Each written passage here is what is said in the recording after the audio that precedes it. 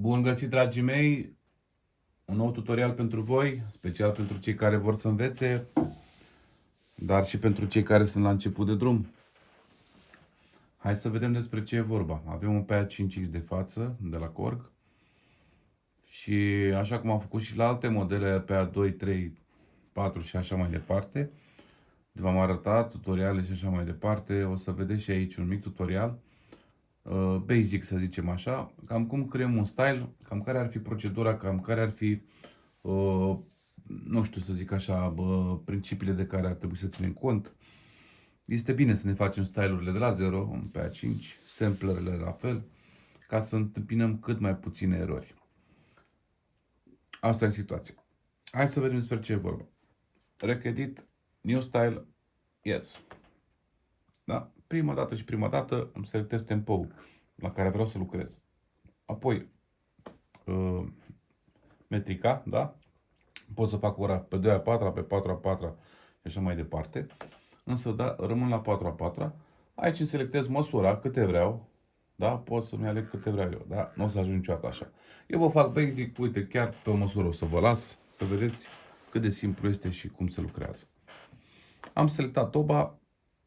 Îmi selectez un registru de tobă de aici, de la mine. Dau rec aici. Îmi selectez cuantiza. Eu la cuantiza folosesc la horă, ba pe asta, ba pe asta. Depinde de mai mulți factori, ce tip de horă este. Cum v-am explicat și mai de demult, dacă vă uitați în tutoriale, fiecare cuantiză este specifică un anumit stil, da? Unei anumite măsuri metrice. Da? Vorbim de 3 a 4, 4 a 4 și așa mai departe, 9 a 8, să cuantize total diferite, fiind măsuri compuse. Avem aici un 4 a 4, o bătaie de horă, da? Și putem să o selectăm pe aceasta sau pe aceasta.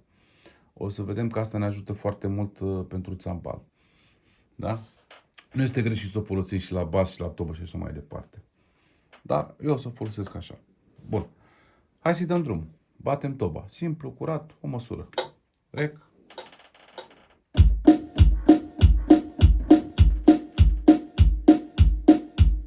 Da?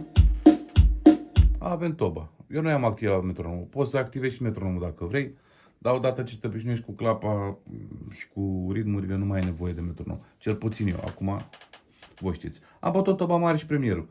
Peste el o să-mi bat fusurile, da?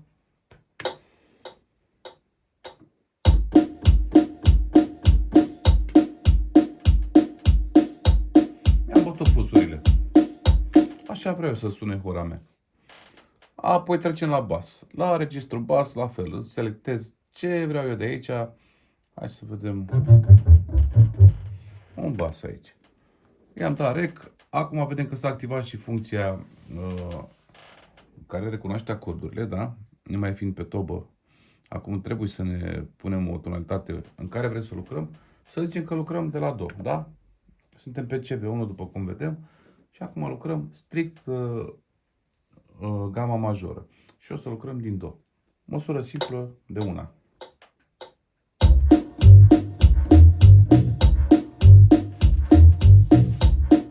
Da? Mai departe, ce vreau să pun? Pe percuții nu o să pun nimic acum. O să pun pe acompaniamentul 1. O să-mi pun, nu știu, un braci, da? Zic bine? Hai să punem un braci. Să vedem pe unde l-avem și pe el. Avem braci aici. O să-l batem și pe el.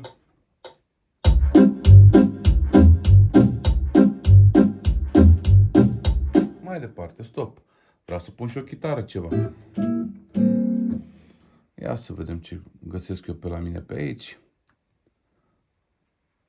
Ce-mi place mie? Îmi place asta așa. Chiar așa o să-l bat. Rec, din nou.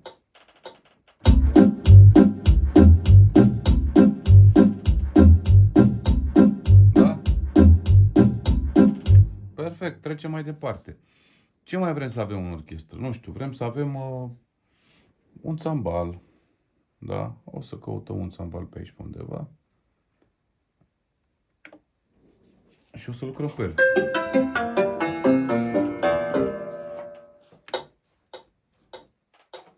Dar mai întâi de toate, ca să vă iasă măsura mai corectă, să puteți să o bateți, puteți să vă dați foarte rar. Da?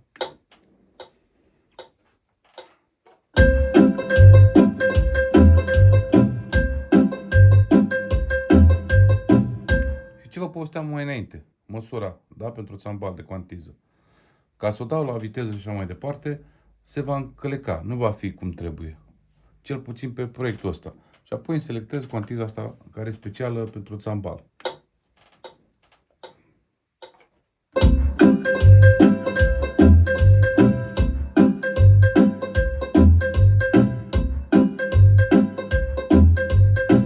Bun. Și vreau tot pe tracul ăsta să-mi pun și coarda de la țambal, da?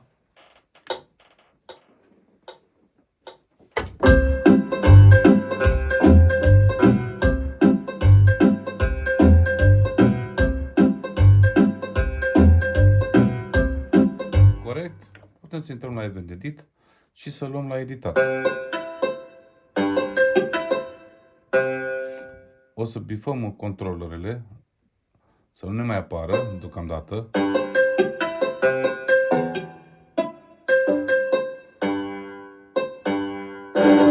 Putem să dăm mai tare și să mai lungim puțin nota.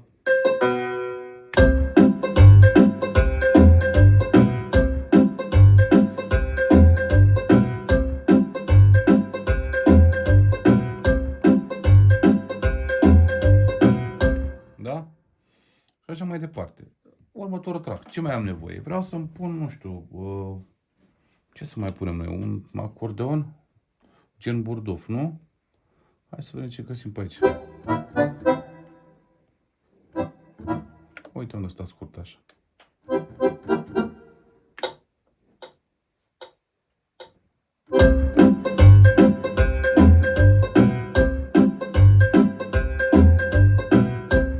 Da? Sau pot să-l pun lung. Uite, îl șterg pe ăsta și pun un burduf lung. Ne.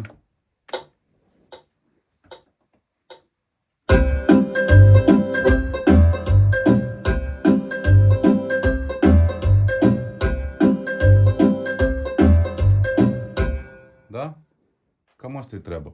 Și aici să vedem ce să mai punem. Hai ziceți și voi. Să mai punem o chitară, nu știu. Hai să mai punem o chitară de asta care se dea contra. Ia să vedem ce avem pe aici. Eu vă fac doar în linii mari ca să vedeți cum se lucrează. Voi vă scrieți ce vreți și cum vreți voi.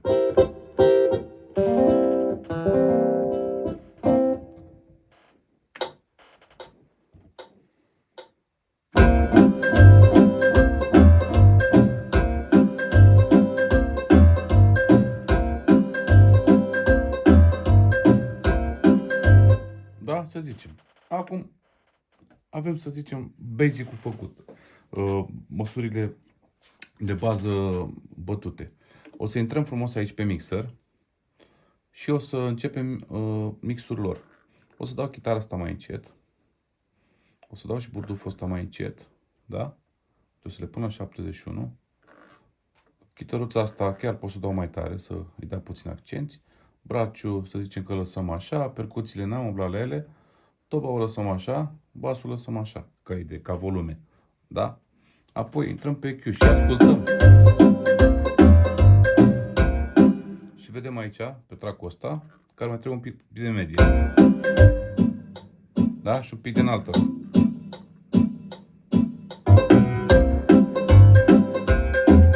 Intrăm și pe braci.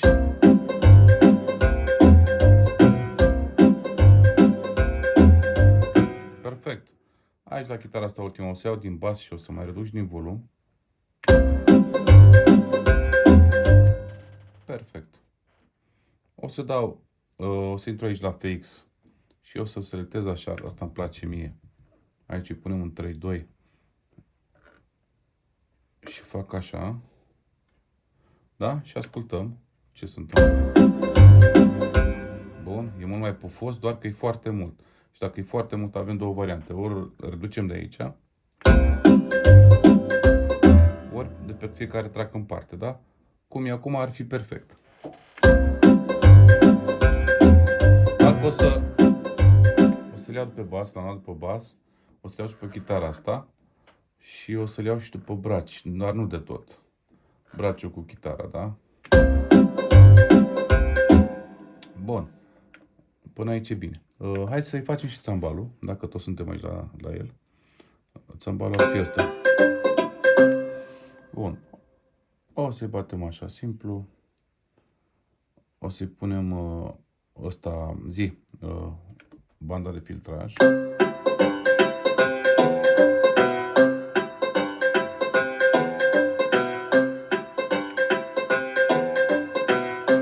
Și o să iau din efect, da? O să dau și pe el așa. Și atunci se va auzi așa.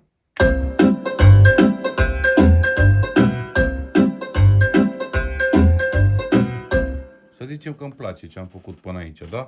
O să dau finalizarea și o să dau on și aici decât 1. O să dau un save. O să salvez aici. Pe undeva. Hai să-i dăm... Uite așa un nume. De ce l-am salvat? Ca să vedem dacă mi-a rămas așa la suprafață, da? Acum ai salvat, e decât făcut majorul ca idee.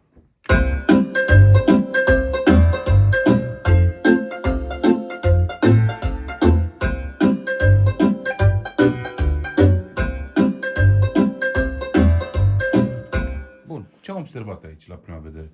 Că țambalul, când am schimbat acordul, se duce foarte sus. Atunci intervine această lucrare. Acum o să dăm Style Edit, da? Lucrăm doar pe range-ul țambalului. Putem să îi mai luăm de aici odată, să zicem că îl ducem la Fa 5, dar ascultăm. Îi dăm drumul și ascultăm și lucrăm în timp ce ascultăm.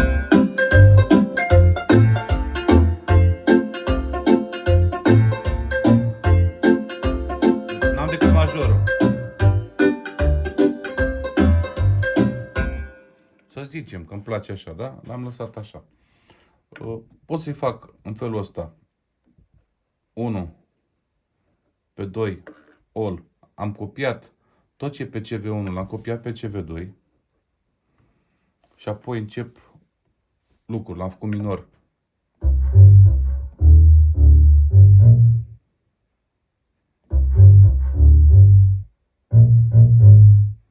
Da?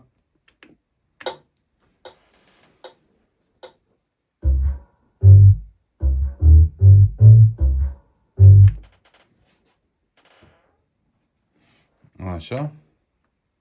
De aici pot să-l bag cu C.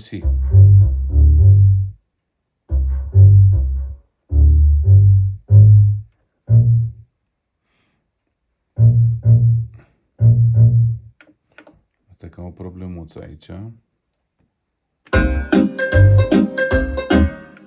Bun. Următorul track, tot n-avem treabă. Braciul. Da? Poți să le iau așa la mână sau cum v-am arătat și în alte tutoriale, puteți face direct din meniu. Bun, selectăm și pe minor și ușor, ușor vom face toate tracurile de pe CV2 minore.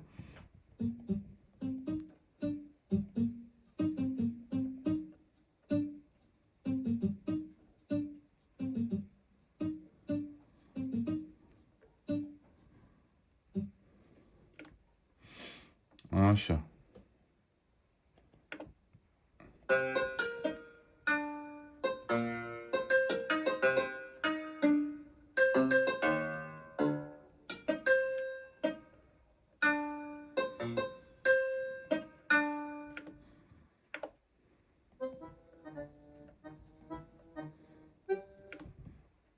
Ați înțeles ce fac aici, da?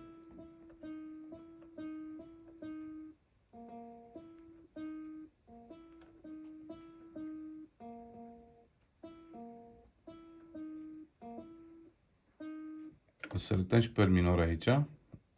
Selectăm și pe ăsta, că uitasem de el. Da? Aici pot să pun direct minor. Și acum avem toate tracurile de minor. Apăsăm meniu Core Table. La minor o să selectăm CV2. Și Și așa procedăm cu fiecare. Trecem la CV3. Ori îl batem, la fel cum am bătut pe CV1, și batem ce formulă vrem noi. De exemplu, putem să punem formulă de 7, da? Și începem și batem formula de 7. După aceea meniu, core table, unde e CV3? 7, da? Am pus CV3. Momentan în cazul nostru nu e bătut, da? O să apară cu litere mari când e bătut. Și așa mai departe. Următorul CV, ce vreți să facem? Minor 6. Următorul, ce vreți să facem? Nu știu, 5 plus. Da? Deci ce vreți voi, puneți acolo și asignați aici în core table. După toată treaba asta o să vă iasă frumos un style, așa ca după gustul vostru. Asta în linii mari, ce v-am spus aici. E mult de vorbit și mult de dat din casă, să zicem așa. Sper că ați înțeles cam cum stă treaba și să ne auzim cu bine și vă doresc de pe acum, să zicem așa, sărbători fericite, să fiți mai buni, că poate nu ne mai auzim până la anul, poate nu vom mai face. Nu știu cum voi sta cu timpul.